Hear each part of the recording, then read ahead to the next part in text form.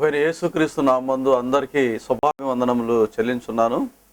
ఈరోజు ధ్యానార్థమై మన బైబిల్ గ్రంథాన్ని 2వ రాజుల గ్రంథము 8వ అధ్యాయము 1వ వచనాన్ని చదువుకుందాం. ఒకనాడు ఎలీషా తాను బ్రతికించిన బిడ్డకు తల్లి అయిన ఆమెను పిలిచి, యెహోవా క్షామకాలము రప్పింపబోచున్నాడు, 7 సంవత్సరములు దేశంలో క్షామము కలుగునని చెప్పి, నీవు లేచి నీవును నీ ఇంటి వారును ఎచ్చట నుండుట అనుకూలము అచ్చటికి పోవుడనగా. దేవుని నామానికి మహిమ కలుగును గాక. ఇక్కడ మనం చదివినటువంటి యొక్క వాక్య భాగంలో షూనేమిరాల్ని మనం చూస్తూ ఉన్నాం. ఎలీషా ప్రవక్తగా, ఇశ్రాయేలుకు ప్రవక్తగా ఉన్నటువంటి దినాల్లో ఆయన కర్మేలుకు వెళ్ళి ఎక్కువగా ప్రార్థన చేయటం, కర్మేలులో నిలిచి ఉండటం ఆయనకు అలవాటు. సంవత్సరానికి ఒకసారి లేకపోతే 2 సార్లు కొన్ని సమయాల్లో ఆ మార్గంలో వెళుతూ ఉండేవాడు. వెళుతూ ఉన్నప్పుడు అక్కడ షూనేమిరాలు ఆయన చూసేది. ఆయనతో పాటు తన శిష్యుడైనటువంటి గెహజీ కూడా ఉండేవాడు. చూస్తూ చూస్తూ ఒకరోజు ఆయన్ని పిలుస్తూ ఉండేది అప్పుడప్పుడు రమ్మని. కానీ ఎలీషా వచ్చేవాడు కాదు. అక్కడ రాయబడింది 2వ రాజుల గ్రంథము 4వ అధ్యాయము 8వ వచనం నుండి. ఒక దినమందు ఎలీషా షూనేము పట్టణమునకు పోగా, అచ్చట గనురాలి ఒక స్త్రీ భోజనమునకు రమ్మని అతని బలవంతము చేసెను గనుక. భోజనమునకు రమ్మని అతన్ని బలవంతం చేసిన గనుక. ఈ విధంగా షూనేములో ఈ స్త్రీ ఎలీషాను పిలుస్తూ ఉండేది. పిలిచినప్పుడు ఆ ఎలీషా వెళ్ళి ఆ ఇంటిలో భోజనం చేస్తూ వచ్చేవాడు. ఆ ఇంటిలో ఎలీషా కొరకు ఒక ఇల్లును కట్టించినట్టుగా కూడా రాయబడింది. అయితే 8వ అధ్యాయంలో మనం చూసినట్లయితే, యెహోవా క్షామము రప్పించబోచున్నాడు, 7 సంవత్సరములు దేశములో క్షామము కలుగునని చెప్పి, నీవు లేచి నీవును ఇంటి వారును ఎచ్చట నుండుటకు అనుకూలము అచ్చటికి వెళ్ళండి చెప్తున్నాడు. చూడండి, దేవుడు ఈ స్త్రీతో ప్రత్యేకంగా చెప్తున్నాడు, ఇదిగో 7 సంవత్సరాలు నేను ఈ దేశం మీదకి క్షామాన్ని రప్పించబోచున్నాను. ఆ రోజుల్లో దేవుని యొక్క న్యాయ తీర్పు అనేది భూమి మీదకి క్షామం అంటే కరువును పంపిస్తూ ఉండేవాడు. కరువులు జరుగుతూ ఉండే అప్పుడప్పుడు. అయితే షూనేములో కూడా ఉన్నటువంటి యొక్క స్త్రీ దినాల్లో ఆ దేశం మీదకి క్షామం అనేది వచ్చింది. దేవుడు ఆ యొక్క దేశం మీదకి 7 సంవత్సరాలు క్షామకాలాన్ని పంపించబోతున్నాడు. కాబట్టి ఆ స్త్రీని తప్పించాలనుకుంటున్నాడు. చూడండి ప్రియమైనటువంటి దేవుని బిడ్డలారా, ఆ సమయంలో చూసినట్లయితే భయంకరమైనటువంటి ఒక క్షామకాలం అనేది దేశం మీదకి వచ్చింది. ఇక్కడ 7 సంవత్సరాలు క్షామకాలాన్ని ఆయన పంపుతున్నట్టుగా చూస్తున్నాం. ఎందుకు దేవుడు 7 సంవత్సరాలు? బైబిల్ గ్రంథంలో 7 అనే దానికి చాలా ప్రాముఖ్యత ఉంది. 7 అనేది అది ఒక ఫుల్నెస్ అంటే సంపూర్ణతను సూచిస్తున్నది. దేవుడు 6 రోజులు కూడా సృష్టిని సృష్టించి 7వ రోజున ఆయన విశ్రమించినట్టుగా చూస్తున్నాం. కాబట్టి 7 అనేది ఒక సంపూర్ణత. ఆయన న్యాయం తీర్చేటప్పుడు కూడా 7 దినాలు ఈ భూమి మీదకి 7 సంవత్సరాలు శ్రమకాలం రాబోతున్నది, లేదా కరువు కాలం అనేది రాబోతున్నదని ఆయన పర్టికులర్గా చెప్తున్నాడు. 7 అనగా దేవుని సంఖ్య, అది పరిపూర్ణమైనటువంటి అనుభవం అయినది. ఈ స్త్రీతో ఆయన 7 రోజులు 7 సంవత్సరాలు కూడా నేను నిన్ను తప్పిస్తాను, కాబట్టి నీవు ఇక్కడి నుండి వెళ్ళి నీకు అనుకూలమైనటువంటి స్థలంలో ఉండి నివసించమంటున్నాడు. చూడండి, భూమి మీద మనం గమనించినట్టయితే 7 సంవత్సరాల శ్రమల కాలం అనేది ఒకటి రాబోతున్నదని చెప్తూ ఉన్నారు. 7 సంవత్సరాల శ్రమల కాలం నిశ్చయంగా భూమి మీదకి రాబోతున్నది. ప్రస్తుతం జరుగుతున్నటువంటి యొక్క కాలం అనేది ప్రస్తుతపు దుష్ట ప్రపంచం. నిజంగా యేసుక్రీస్తు యొక్క రాకడ అతి సమీపమైనటువంటి దినాల్లో మనం జీవిస్తున్నాం. ఏ రోజైనప్పటికీ ఈ భూమి అనేది నాశనం కావచ్చు. ఏ రోజైనప్పటికీ యేసుక్రీస్తు భూమి మీదకి వచ్చి తన భక్తుల్ని చేర్చుకోవచ్చు. కానీ దీనికి ముందుగానే దేవుడు తన ప్రజల్ని హెచ్చరిస్తున్నాడు. ఇక్కడ స్త్రీ ఏ విధంగా దేవుడు ఎలీషా ప్రవక్తను పంపించి, ఇదిగో 7 సంవత్సరాలు భూమి మీదకి శ్రమకాలం రాబోతున్నది, క్షామకాలం, నీవు నీ కుటుంబం తప్పించుకున్నట్లు ఇక్కడ నుండి మీరు వేరే చోటకి వెళ్ళండి అని చెప్తున్నాడు. చూడండి, ఆ యొక్క శ్రమల కాలం గురించి రాయబడింది, క్షామకాలం గురించి, కరువు కాలం గురించి. 2వ రాజుల గ్రంథము 6వ అధ్యాయంలో చూసినట్టయితే ప్రజలు ఆ సమయంలో తమ సొంత పుట్టినటువంటి పిల్లల్ని వండుకుని తినేటువంటి ఒక భయంకరమైనటువంటి కరువు కాలం. అది భయంకరమైనటువంటి కరువు కాలం. 6వ అధ్యాయము 28వ వచనంలో రాయబడింది, ఇద్దరు స్త్రీలు అక్కడికి వచ్చారు. చూడండి, గొడవపడి, ఈ స్త్రీ నన్ను చూచి, నేటి ఆహారమునకు నీ బిడ్డనిమ్ము, రేపు నా బిడ్డను భక్షించుదుము అని చెప్పినప్పుడు మేము నా బిడ్డను వంట చేసుకుని తింటిమి. ఉమ్, అయితే మరునాటి యందు నేను దాన్ని చూచి నేటి ఆహారమునకు నీ బిడ్డని ఇమ్మని అడిగి తిని గాని అది తన బిడ్డను దాచిపెట్టినని చెప్పి. చూడండి, ఇటువంటి ఒక భయంకరమైనటువంటి కరువు కాలం. ప్రియమైనటువంటి దేవుని బిడ్డలారా, దేవుడు భూమి మీదకి తన కరువును పంపుతూ ఉన్నాడు. భూమి మీదకి వచ్చేటువంటి ప్రతి విపత్తు కూడా దేవుడే కారణం. దేవుడే భూమి మీదకి కరువుల్ని, కాటకాల్ని, యుద్ధాల్ని అన్నిటినీ పంపుతూ ఉన్నాడు. కారణం ఏంటంటే దేవుని యొక్క న్యాయ తీర్పు. భూమి మీదకి దేవుని యొక్క న్యాయ తీర్పు అనేది అతి త్వరగా రాబోతున్నది. దేవుడు అందుకనే ఆ స్త్రీతో చెప్తున్నాడు, నీవు ఇక్కడ నుండి వేరొక చోటికి నీకు అనుకూలమైనటువంటి స్థలానికి వెళ్ళి అక్కడ నీవును, నీ బిడ్డలను, నీ కుటుంబమును నివసించుమని చెప్తున్నాడు.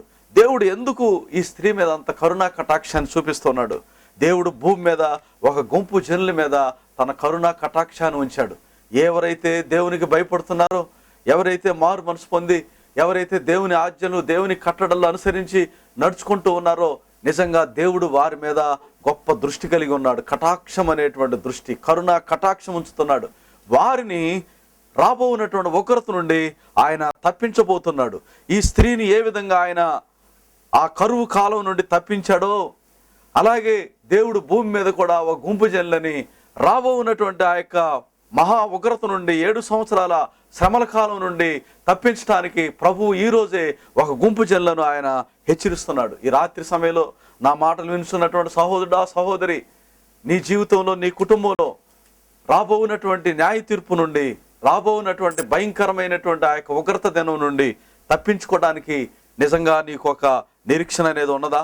యేసుక్రీస్తు ఆయన ఈ లోకంలో ఉన్నప్పుడు మత్తయి సువార్త 24వ అధ్యాయము 21వ వచనంలో చెప్తున్నాడు, లోకారంభం మొదలుకొని లోకారంభం నుండి ఇప్పటి వరకు అటువంటి శ్రమ అనేది ఇక ఎప్పుడునూ కలగదు. లోకారంభం మొదలుకొని, భూమి ఆవిర్భవించినది మొదలుకొని ఎప్పటి వరకు కూడా అటువంటి శ్రమ అనేది కలగలేదు అని ప్రభువు చెప్తున్నాడు. యేసుక్రీస్తే స్వయానా చెప్తూ ఉన్నాడు. చూడండి, అటువంటి ఒక భయంకరమైనటువంటి కాలం అనేది రాబోతున్నది. ఆ కాలానికి ముందుగానే దేవుడు తన యొక్క రాజ్య సువార్తను ప్రకటిస్తున్నాడు. ఆ కాలం రావడానికి ముందుగానే మారు మనసు పొందండి, సువార్త నమ్మండి, ప్రభు వైపు తిరగండి అని ప్రభు బోధిస్తున్నాడు. మీ యొక్క అక్రమమైనటువంటి మార్గాన్ని వదిలిపెట్టి, మీ యొక్క ఆలోచనలు వదిలిపెట్టి ప్రభుతోటి తిరగండి. భూమి ఒకరోజు నాశనం కాబోతున్నది. దేవుడు ఒక భూమికి ఒక ముగింపుని ఇవ్వబోతున్నాడు. ఈ స్త్రీతో చెప్తున్నాడు, ఆ దేశం అనేది దేవుడు క్షామంతో లేదా కరువుతో న్యాయం తీర్చాలనుకున్నాడు. కాబట్టి ఆయన ఆ స్త్రీతో చెప్తున్నాడు, నీవు తప్పించబడు. దేవుడు తన బిడ్డలను అన్యాయంగా వదిలిపెట్టడు. ఎవరైతే ప్రభు కొరకు నిలబడతారో, ఎవరైతే ప్రభు కొరకు జీవిస్తారో, ఎవరైతే ప్రభు రాకడ కొరకు ఎదురు చూస్తారో, ఎవరైతే భూమి అశాశ్వతమైనది, నేను భూ సంబంధిని కాను, నాకు భూమి శాశ్వతమైనది కాదు, ఏ విధంగా పుట్టానో ఆ విధంగానే నేను వెళ్ళిపోబోతున్నాను, ఈ భూమి మీద నా ఆస్తులు, నా సంపదలు, నాకు కలిగినవి ఏవి కూడా నన్ను ఉద్ధరించలేవు, నన్ను నడిపించలేవు అని ఎవరైతే అటువంటి ప్రకటన కలిగి భూమి మీద జీవిస్తారో, నిజంగా ప్రభు వారి మీద ప్రత్యేకమైనటువంటి కనుదృష్టి ఉంచుతున్నాడు. భయంకరమైనటువంటి కాలం, భూమి ఆరంభం మొదలుకొని ఇప్పటి వరకు అటువంటి కాలం అనేది జరగలేదని యేసుక్రీస్తు చెప్తున్నాడు. యెహెజ్కేలు గ్రంథము 22వ అధ్యాయము 14వ వచనంలో చూసినట్లయితే,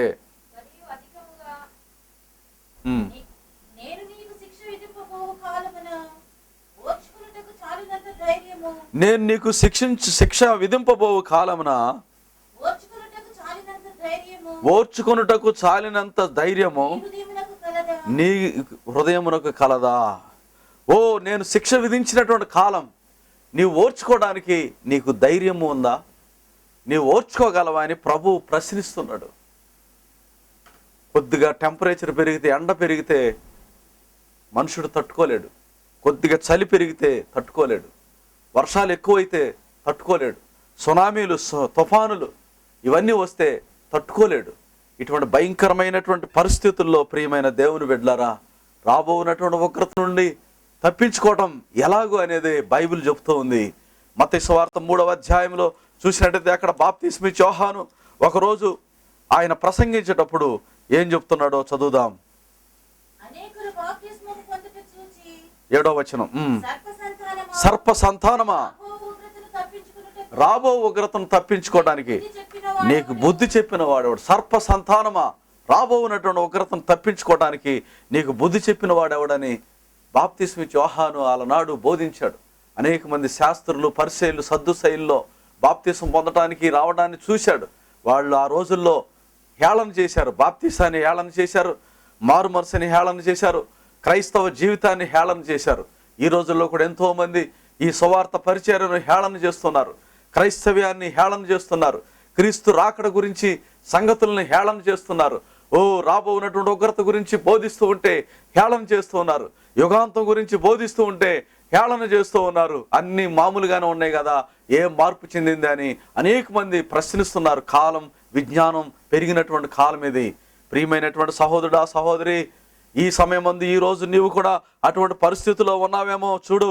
హెజ్కేలు 22:14 మనం చదివిన విధంగా, నేను నీకు శిక్ష విధించబోనటువంటి కాలమున ఓర్చుకొనుటకు నీకు శక్తి ఉన్నదా? అలాగే యెషయా గ్రంథం 13:6 చూస్తే, యెహోవా దినము వచ్చుచున్నది, ఘోషించండి, అది ప్రళయం వలె సర్వశక్తుడగు దేవుని వద్ద నుండి వచ్చున్నది. ప్రళయ దినం అనేది సర్వశక్తుడగు దేవుని వద్ద నుండి వచ్చున్నది. ఈ ప్రళయము లేదా ఈ భూకంపాలు, ఈ సునామీలు, ఈ యుద్ధాలు, భయంకరమైన విపత్తులు ఇవన్నీ వచ్చేది దేవుని బిడ్డల కోసం కాదండి. అన్యజనులను శిక్షించటానికి, లోకాన్ని శిక్షించటానికి, లోకాన్ని హెచ్చరించటానికి దేవుడే వీటిని పంపుతున్నాడని మనం చదువుచున్నాం. యెహోవా దినము వచ్చుచున్నది. నిజంగా ఈ రోజుల్లో చూసినట్లయితే ఐఎస్ అనేటువంటి ఒక ఉగ్రవాద సంస్థ అనేది భూమి మీద ప్రబలంగా విలసిల్లుతున్నటువంటి కాలం ఇది. Islamic state of Iraq and Syria, ఇటువంటి ఉగ్రవాద సంస్థ కార్యకలాపాలు అనేవి ఈ రోజుల్లో హెచ్చుగా అత్యధికంగా పెరుగుతున్నాయి. అనేక మంది మీద వారు దాడులు చేస్తూ ఉన్నారు, విమానాలని పేల్చివేయుచున్నారు, దేశాల మీద పడుతూ ఉన్నారు. ఇటీవలి కాలంలో ఫ్రాన్స్ దేశంలో కూడా వాళ్ళు ఎన్నో దాడులకి తెగబడి అనేక మందిని చంపివేశారు, ఎన్నో విమానాల్ని కాల్చివేస్తున్నారు. చూడండి, భయంకరమైనటువంటి కాలం. యెహోవా యొక్క ఉగ్రత దినం అనేది భూమిని సమీపించినది. ఇదిగో ఈ దినాలు భయంకరమైన కాలం. ఏ రోజు ఏమి సంభవించునో తెలియనటువంటి కాలం. ఇవన్నీ కూడా యేసుక్రీస్తు యొక్క రాకడకు సాదృశ్యమైనటువంటి కాలం ఇది. యేసుక్రీస్తు రాకడ సమీపంగా ఉన్నదని ఇవన్నీ కూడా మనకు తెలియజేయుచున్నవి.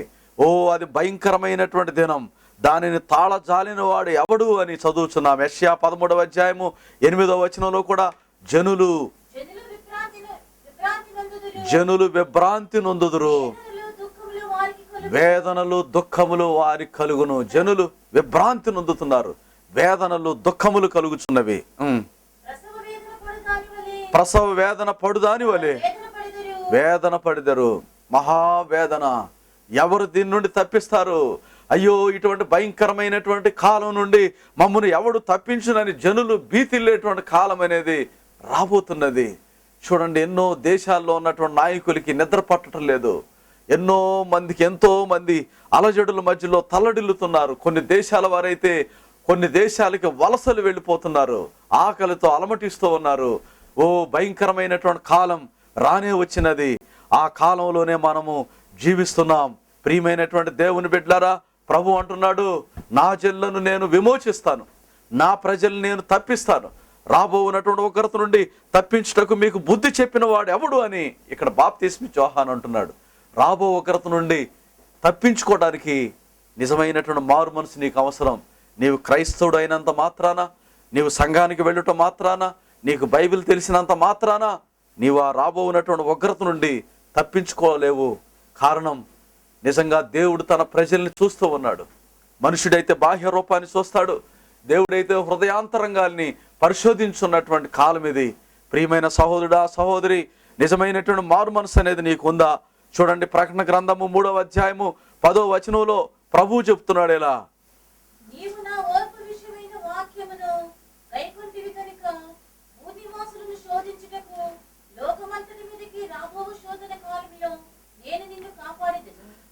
నేను నిన్ను కాపాడుతానంటున్నాడు. కారణం, నీవు నన్ను వెంబడించావు, నీవు నా కొరకు శ్రమ పడ్డావు, నీవు నన్ను ప్రేమించావు, నా యందు నీవు విశ్వాసం కలిగి ఉన్నావు, నా యందు నమ్మకం కలిగి ఉన్నావు, నా పరిచర్యలో నీవు సహాయపడ్డావు.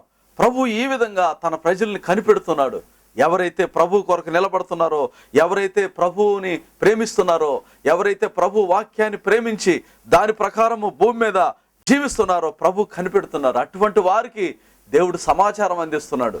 అటువంటి ప్రజల్ని దేవుడు కనిపెట్టి వారికి సమాచారం అందిస్తున్నాడు, సువార్తను అందిస్తున్నాడు. ఓ నా ప్రజలారా మేల్కొనండి. చూడండి, దేవుడు ప్రవక్తను ఆ స్త్రీ దగ్గరికి పంపుతున్నాడు. ఆ స్త్రీ దగ్గరికి ప్రవక్త వెళ్ళి ఏం చెప్తున్నాడు? 8వ అధ్యాయం 1వ వచనం మరొకసారి చదువుదాం. 2వ రాజు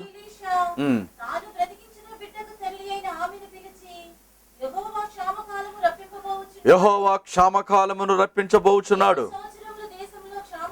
7 సంవత్సరములు దేశములో క్షామము కలుగునని చెప్పి నీవు లేచి నీవును నీ ఇంటి వారును ఎచ్చట నుండుట అనుకూలమో అచ్చటికి పోవుడని చెప్తున్నారు. ఎక్కడ ఉండటానికి నీకు వీలవుతుందో నీవు అక్కడికి వెళ్ళు. కారణం, భూమి మీదకి ఆయన 7 సంవత్సరాలు ఒక శ్రమల కాలాన్ని పంపుతూ ఉన్నాడు.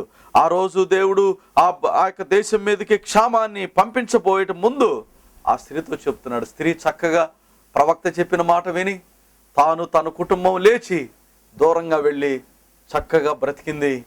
మరలా 7 సంవత్సరాలు అక్కడ కాపాడబడింది. ప్రియమైన దేవుని బిడ్డలారా, ఎవరైతే దేవుని యొక్క మాటలు విని, ఎవరైతే దేవుని యొక్క వాక్యాన్ని విని ఆయన యొక్క మార్గంలో నడుచుకుంటున్నారో నిజంగా వారే కాపాడబడుతున్నారు. ఈ రోజుల్లో అనేక మంది అనుకుంటున్నారు ప్రభువుని వెంబడించడం వలన ఎన్నో ఆశీర్వాదాలు వస్తాయి, ప్రభువుని వెంబడించడం వలన అవి కలుగుతాయి, ఇవి కలుగుతాయి, ఆస్తులు పెంచుకోవచ్చు అని ఎంతో మంది అనుకుంటున్నారు. ఈరోజు నిజంగా ప్రభు ఎదురు చూసేది ఒకటే, ఆత్మరక్షణ. నీవు చనిపోయినప్పుడు నిత్యంలో నీవు ప్రవేశిస్తావా? ప్రభు వచ్చినప్పుడు ఆయన రాజ్యంలో, ఆయన రాకడలో నీవు కనపడతావా అని ప్రభు దాన్ని మాత్రమే ఎదురు చూస్తూ ఉన్నారు.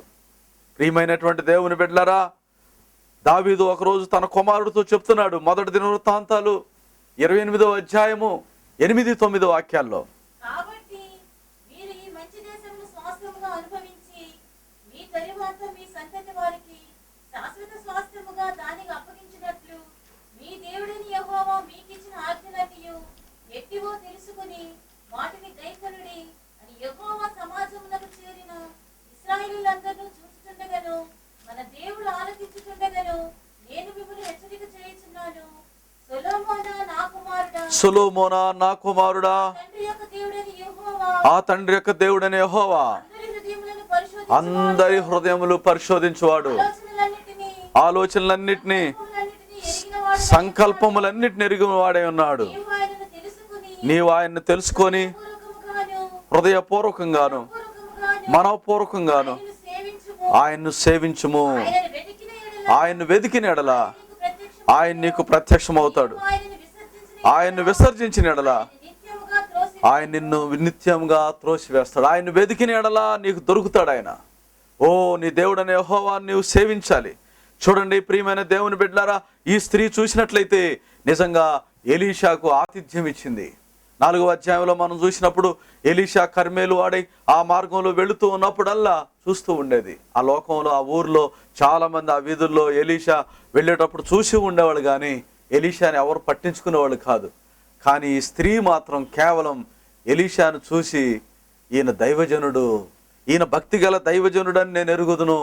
ఇతని కొరకు మన గోడ మీద, మన ఇంటిలో ఒక ఇల్లు, ఒక గది, ఆ గదిలో ఒక మంచము, ఒక పీట, దీపం అన్ని ఉంచుతామని తన భర్తతో అంటూ ఉంది. చూడండి ఎంత ఆశ్చర్యము. ఆమె సత్క్రియలు చాలా విశేషమైనవి. ఆమె చేసినటువంటి ఆ యొక్క పరిచర్య అనేది చాలా ప్రాముఖ్యమైంది.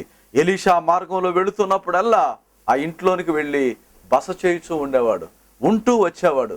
ఉంటూ ఉన్నటువంటి సమయంలో గెహజీని అడుగుతాడు, మనల్ని ఇంటిలో చేర్చుకున్నటువంటి ఈ స్త్రీకి ఏమైనా అవసరమా అని. గెహజీ చెప్తాడు, అయ్యా ఈ స్త్రీ చాలా ధనవంతురాలు, అన్నీ ఉన్నాయి, కానీ ఈమెకు బిడ్డలు లేరు. అప్పుడు ఎలీషా ఆమెతో చెప్తాడు, మరుసటి సంవత్సరం వచ్చేసరికి నీ చేతిలో మగబిడ్డ ఉంటాడని. ఎంత ఆశీర్వాదం! నిజంగా ఈ యొక్క స్త్రీ తన యొక్క జీవితంలో ఎలీషాను, తన ప్రవక్త అయినటువంటి దేవుని ప్రవక్త అయినటువంటి ఎలీషాను ఆదుకొని ఉన్నది కాబట్టి రాబోనటువంటి ఆ యొక్క కరువు కాలమున అందరితో పాటు ఆ స్త్రీ కూడా నశించిపోకుండా ఉండటానికి దేవుడు కోరుతూ ఉన్నాడు. అలాగే ప్రియమైన సహోదరుడా, సహోదరి, నీవు భూమి మీద ప్రభు కొరకు, దేవుని కొరకు, ఆయన పరిచర్య కొరకు చేసినటువంటి ప్రతి కార్యం కూడా ప్రభు గుర్తుపెట్టుకుంటాడు. ఈ రోజుల్లో ఎంతోమంది తమ యొక్క జీవితాల్లో ప్రభుకి దూరంగా బ్రతుకుతున్నారు. ప్రభు మమ్మల్ని ఆశీర్వదిస్తున్నాడు, ప్రభు మమ్మల్ని దీవిస్తున్నాడు అని అనుకుంటున్నారు. కానీ నిజంగా రాబోనటువంటి ఆ యొక్క ఉగ్రత దినమందు ప్రభు నిన్ను తప్పించేటువంటి స్థితిలో నీ ఉండాలని ప్రభు కోరుకుంటూ ఉన్నాడు. ఆయన నిజంగా మన నుండి కోరుకునేటువంటిది ఒక ఉన్నతమైనటువంటి ఒక జీవితాన్ని మాత్రమే ఆయన కోరుకుంటూ ఉన్నాడు. అవన్నీ కూడా ఈ ప్రవక్త గుర్తుపెట్టుకున్నాడు. ప్రవక్తకు గుర్తుపెట్టుకొని తిరిగి ఆ స్త్రీ దగ్గరికి వచ్చి నిజంగా చెప్తున్నాడు, యెహోవా క్షామకాలాన్ని రప్పించబోచున్నాడు. 7 సంవత్సరాలు నీవు ఎక్కడి నుండి ఎక్కడికైనా వెళ్ళు అని చెప్తున్నాడు. తన భక్తులకి చెప్పకుండా ఏది కూడా చేయడు. చూడండి, రాబోనటువంటి శ్రమల కాలం అనేది రాబోతున్న దాని నుండి తప్పించుకోవాలంటే దేవుని యొక్క సువార్త నమ్మాలి. రాబో ఉగ్రత నుండి తప్పించుకోవాలంటే దేవుని యొక్క మాటలను వినాలి. ఇదిగో మహా ఉగ్రత అనేది రాబోతున్నది. ఆ ఉగ్రత అనేది రాకటానికి ముందుగానే 7 సంవత్సరాల శ్రమల కాలానికి ముందుగానే యేసుక్రీస్తు మహిమలో ప్రత్యక్షం కాబోతున్నాడు. నీవే సంఘంలో ఉన్నావు అనేది ముఖ్యం కాదు, నీవు ఎట్లా ఉన్నావు, నీకు ఎంత వాక్యం తెలుసు అనేది ముఖ్యం కాదు. నీవు ఏ విధంగా ఉంటున్నావు, ఏ విధంగా నడుచుకుంటున్నావు, ప్రభు వచ్చినప్పుడు ఆయన రాకడలో నీవు ఎత్తపడగలవా, నీకు అటువంటి నిరీక్షణ అనేది ఉన్నదా, రాబోనటువంటి ఉగ్రత నుండి తప్పించబడడానికి ఆ సువార్త అనేది నీ దగ్గరికి చేరగలదా అనేది ముఖ్యమైనటువంటి విషయం. ప్రభు నీతో రాత్రి మాట్లాడుతున్నాడు. సహోదరా, సహోదరి, నీవు ప్రభు కొరకు నిలబడినట్లయితే రాబోనటువంటి 7 సంవత్సరాల శ్రమల కాలం నుండి ప్రభు నిన్ను నిశ్చయంగా తప్పించి రహస్య రాకడలో నిన్ను తీసుకుని వెళ్ళగలడు. ప్రభు మధ్యాకాశంలో వేవేల దూతలతో పరివారంతో ఆయన అతి శీఘ్రంగా రాబోతున్నాడు. ఆయన వచ్చినప్పుడు తన భక్తుల్ని ఆయన చేర్చుకోగలడు. ఈ రాత్రి నా మాటలు వినుచున్నటువంటి సహోదరుడా, సహోదరి, కళ్ళు మూసుకొని ప్రభు సన్నిధానంలో నిజంగా ధ్యానించు. నీవు ప్రభు రాకడలో ఎత్తపడగలవా? ఎత్తపడటానికి కావలసినటువంటి మార్గంలో నీవు నడుచుతున్నావా? లేనట్లయితే ఈ భూమి నాకు శాశ్వతమని నీవు అనుకుంటూ క్రైస్తవుడిగా జీవిస్తూ ఉన్నావా? ప్రభు త్వరగా రాబోతున్నాడు. ఆయన వచ్చినప్పుడు తన భక్తులందరినీ ఆయన చేర్చుకోబోతున్నాడు. ఆ సమయం ముందు ప్రభు నిన్ను కూడా చేర్చుకొని నిజంగా తన రాకడలో కనబడడానికి ప్రభు నీ కృప దయచేయునుగాక. ప్రార్థన చేసుకుందాం. మహోన్నతుడైన మా తండ్రి, ఈ సమయం ముందు ప్రభు మీరు మాతో మాట్లాడిన మాటలను బట్టి స్తుతిస్తున్నాం తండ్రి. అలనాడు షూనేమిరాల దగ్గరికి నీ ప్రవక్త అయిన ఎలీషాను పంపించావు. 7 సంవత్సరాలు దేశంలోనికి కరువు రాబోతున్నది కాబట్టి ఇక్కడి నుండి నీవు వేరొక చోటకి వెళ్ళి క్షేమంగా ఉండమని సెలవిచ్చావు ప్రభువా. అలాగే భూమి మీద ఎంతో మంది నీ భక్తులు ఉన్నారు ప్రభువా.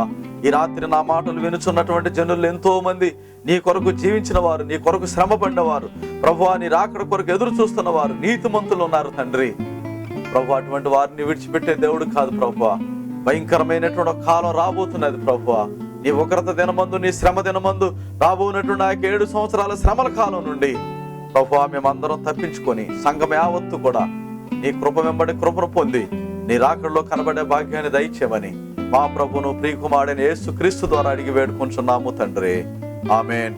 మన తండ్రిని దేవుని ప్రేమయు కుమారుడైన క్రీస్తు కృపయు పరిశుద్ధాత్మ సహవాసము మనందరికీ సకల పరిశుద్ధులకు ప్రభు రాకడ వరకు తోడైండును గాక. ఆమేన్.